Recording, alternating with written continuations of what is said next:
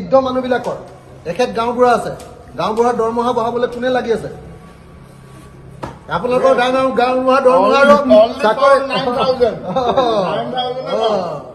সেইটো কাৰণে মই লাগি আছো আৰু এখেতসকলৰ চাকৰিটো ৰেগুলাৰ কৰিবলৈ লাগি আছো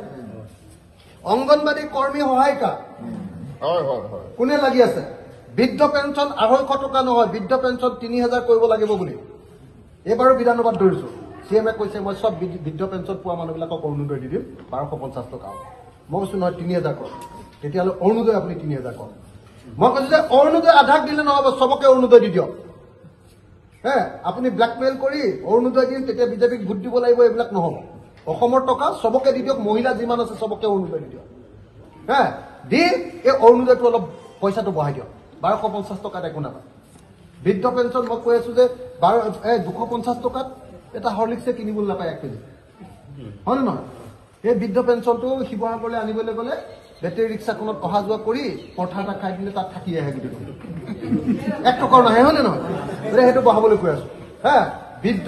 বিধৱা পেঞ্চন মই 3000 পৰা 5000 কৰিব দিছো বৃদ্ধ পেঞ্চন 3000 পৰা 5000 কৰিব দিছো অৰুণোদয় 3000 পৰা 5000 কৰিব দিছো আৰু অৰুণোদয় 100% মহিলাক দিবলৈ কৈ আছো যে মহিলা যিমান আছে সবকে দি দিয়া হ'ব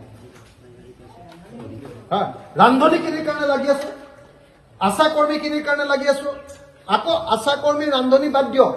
যিসকল একেসকলৰ নিচিনা চাকৰিয়াল আছে 2005 চনৰ পাছত চৰকাৰী হৈছে চাকৰি সেইবিলাক মানুহৰ পেঞ্চন কাটি দিলে নৰেন্দ্ৰ মোদী আৰু হিমন্ত বিশ্ব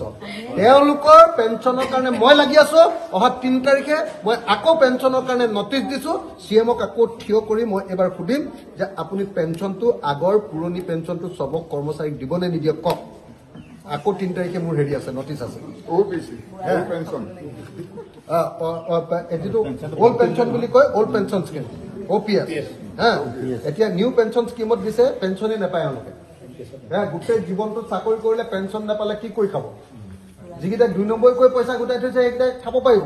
কিন্তু সাধাৰণভাৱে যিবিলাকে বেছিভাগ কৰ্মচাৰী এইটো 2 নম্বৰ নকৰে সিহঁতি কেনেকৈ খাব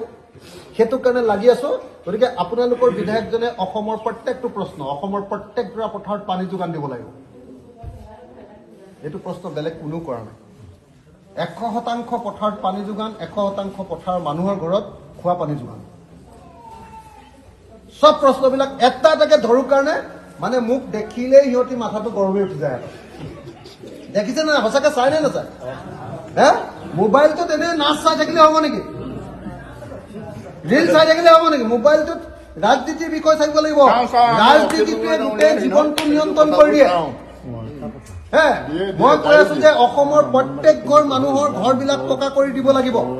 প্ৰধানমন্ত্ৰীয়ে 2022 চনৰ ভিতৰত সবৰ ঘৰ পকা কৰি দিম বুলি কৈছিলে আপোনালোকে দেখিছিল না মই এইবিলাক কেনেকৈ ধৰো হে একদম সিএমৰ মই মাথা গৰম কৰি দিম